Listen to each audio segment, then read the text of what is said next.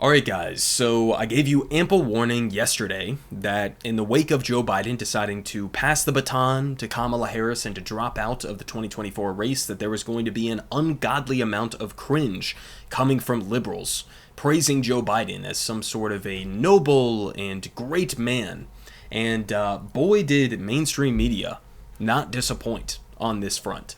Here, just over the last couple of days, we have two different clips. One is Rachel Maddow over on MSNBC, and the first one we're going to watch here is Van Jones on CNN, almost literally bursting out into tears in praise of Joe Biden for dropping out. So let's go ahead and watch this first clip. Brace yourselves. Again, ungodly amount of cringe here, but let's try to walk our way through this one. Even people who are pushing for this to happen, it's kind of like when your grandpa, you got to take the keys. And everybody, you got to take his keys, you got to take his keys. You got to, and he's fighting, and everybody's so frustrated. And then you finally get the keys back. And then you just cry. Because this is somebody that you love. This is somebody that you care about. This is somebody who was there for you. This is somebody, you wouldn't be here without him. And you had to take something from him. Now, this is not, look, this politics is politics. But this is a human moment for one of the great humans in America. This is a huge moment for him, for his family, for all of us who love him, for all of us who wanted him to get across the finish line. But if you're a young person watching this, this is leadership. This is patriotism. This is what it means to put the country first, and put the party first, and put the cause first. When your arm gets tired, you let somebody else finish pitching the game. That's what Joe Biden has done, and he's done that for all of us. And so I just want to say, I don't know who's going to be the VP, the non-VP. I don't know anything about politics. I just know that I love this man. I care about this man. It was painful every day to sit up here and talk about him like he's just some problem for the party. Wait till we get to the convention. You're going to see people crying, standing, screaming, cheering. He may not get a chance to talk for 10 minutes. We finally get a chance to put our arm around this guy. He did the right thing for this country. He did the right thing for this party. All of us are going to be in this situation someday. And I hope that we take a moment to honor this man and to love this man. I love Joe Biden. I appreciate what he's done. And a lot of people are heartbroken today. Even if it's the right thing, it's still just horrible. Okay.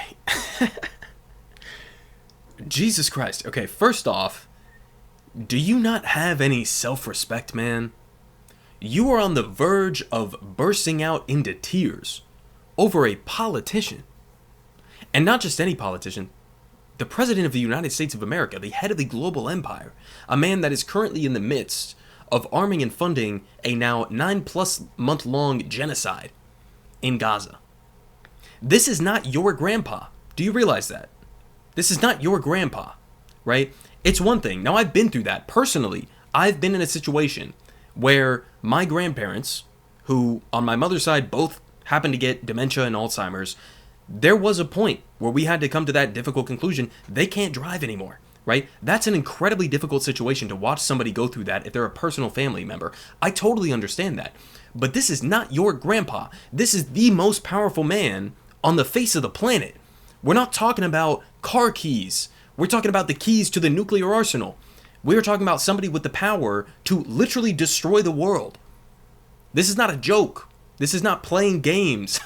Like, to make it that personal is crazy to me. Is like genuinely unbelievable to me. Now, the second point, to describe Joe Biden as a great man. Guys, this is a man who not only has been a serial notorious liar throughout his entire career, somebody who had to drop out of his previous presidential campaigns because he was caught plagiarizing and lying. This is a man who has been caught on the wrong side of history on virtually every single major policy issue throughout his Senate career. This is a man who, again, is in the midst of supporting and arming and funding a genocide. This is not a great man.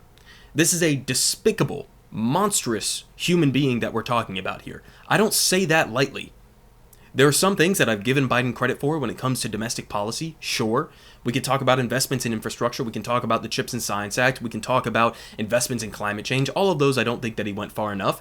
But he had some accomplishments, his National Labor Relations Board, his FTC. We could have conversations about some of the steps that he's taken. I certainly think that domestically, at least, Biden was drastically better than somebody like Barack Obama or Bill Clinton. Sure. But let's be honest about who Joe Biden is. He's not a great man. He's never been a great man throughout his entire career. So let's all just calm down. Just a little bit. Let's calm down. Now, the other point that's important to bring up on this is that he's trying to frame this as if Joe Biden, out of the goodness of his heart, out of the kindness of his heart, just decided that he was going to step aside willingly to allow for some other Democrat to take his place because he looked at the polling and he said, that person will have a better chance at defeating Trump, and I'm principled. I want Trump to lose this election. I'm going to do what's in the best interest of the country. That is not what happened, guys. Let's not forget that there was no legitimate Democratic primary.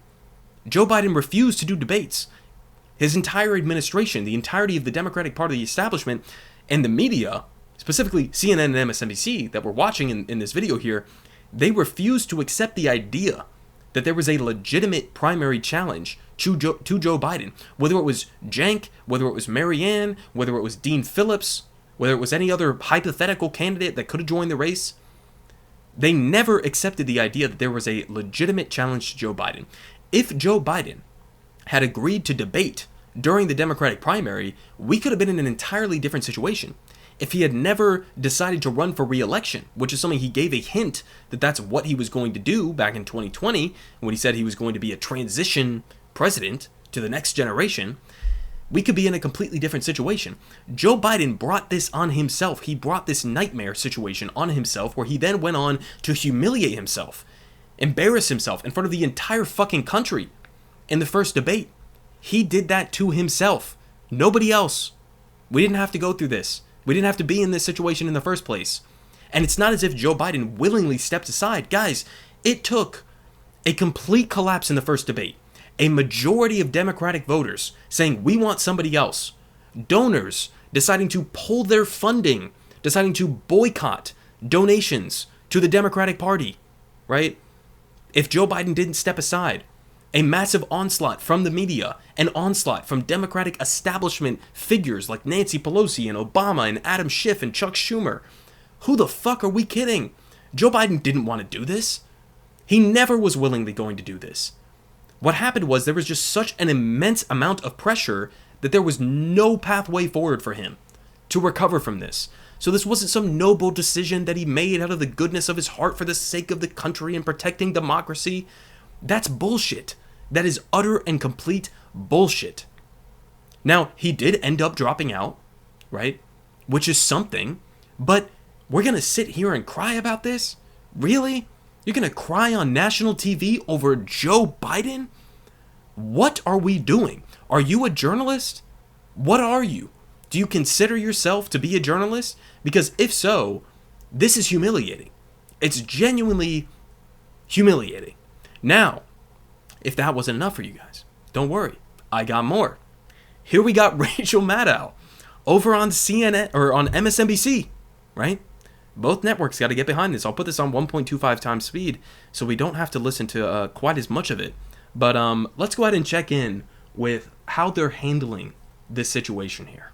I mean, this is history writ large. You know, we'll all remember where we were and what we were doing at this moment. And just thinking about the president right now, you know, what a man, what a patriot. What an act of selfless devotion to your country. And he has been a phenomenal president. He brought us back from COVID. He gave us the best recovery from COVID of any major nation on earth at a time when the world has economically been struggling in the wake of COVID. The Biden economy is literally the envy of the world. He ended the presidency of Donald Trump at one disastrous term. And he did it while being decent and civil and honorable and normal and occasionally boring at a time when boring was absolutely what we needed. And I just, his career of decades in public service as a senator and as a very successful vice president and as a phenomenally successful president, there is no single thing that he has done in that entire career that is a greater or more consequential act of service and sacrifice to this country than what he has done today. And Okay. So, I don't know about you guys. I can't take much more of that, but there we go. A great man, a noble man, a decent man. Now, again, we could go through Joe Biden's legacy as a senator, as a vice president, as a president. Guys, again, he has been on the wrong side of history throughout virtually his entire career. This is the architect of the 94 crime bill. This is a guy who was very much in favor of the invasion of Iraq. This is a guy, again, who is, just as a reminder here, in the midst of being fully complicit in one of the greatest atrocities, if not the greatest atrocity, of my entire lifetime. This is not a decent man. This is not a noble man. This is not a great man. This is not a man who even wanted to step aside for the sake of the party, for the sake of the country.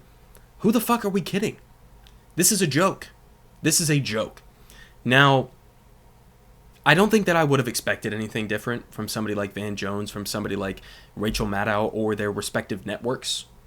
I think this is pretty much exactly what I expected from them, which is why I gave you that warning yesterday. Now, I've also seen some pretty hilarious moments play out over on Twitter, because there were some accounts that I've referenced on this channel before. One's like the Biden Wins account and like the Biden Harris HQ account that very quickly, literally days after, if not hours after, insisting that they were fully behind Joe Biden as a candidate. That nothing could possibly stand in their way of supporting Joe Biden. The second he drops out, they pivot. And now they're fully behind Kamala and pretend as if everything that they said about Joe Biden dropping out never happened. Guys like Harry Sisson.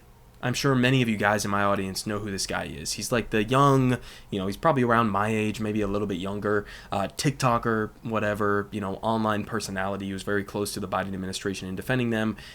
And he was one of the most vocal defenders of Joe Biden staying in the race. And then the instant that Biden decides to drop out, now he's fully pivoting. And he's like, okay, I'm fully behind Kamala. Which I guess is like, okay, that's fine. That's your job. You're getting paid to do this, right? You're a Democratic Party loyalist. That's fine. But I mean, for mainstream journalists, right? So-called journalists, to get up here and to cry and to weep and to fawn over somebody like Joe Biden, to me, is genuinely despicable. It's genuinely enraging to some extent.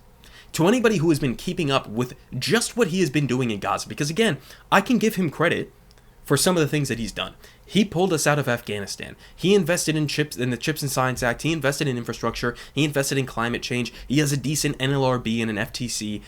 Again, although he didn't go far enough on those issues, I could find things to give him credit for. But this man has overseen arguably the greatest atrocity of my entire lifetime. This man has overseen the destruction of a majority of the standing structures inside of Gaza, the displacement of a vast majority of the civilian population inside of Gaza, the slaughter of minimum tens of thousands of innocent men, women, and children inside of Gaza, the destruction of the healthcare system, the education system, the water, the food systems inside of Gaza, as Israel continues to blockade aid from getting in to the population that they are starving to death. This is not something to overlook. This is not something to joke about. This is not something to take lightly. This is one of the greatest atrocities that an American president has ever perpetuated.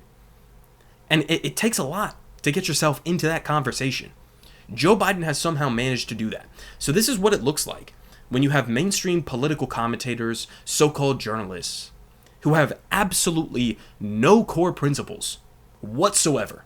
No core principles whatsoever. It's just a game to them. It's just a game to them. And it's sick to watch. Politic guy has the best politic. Believe me, no one does it like him.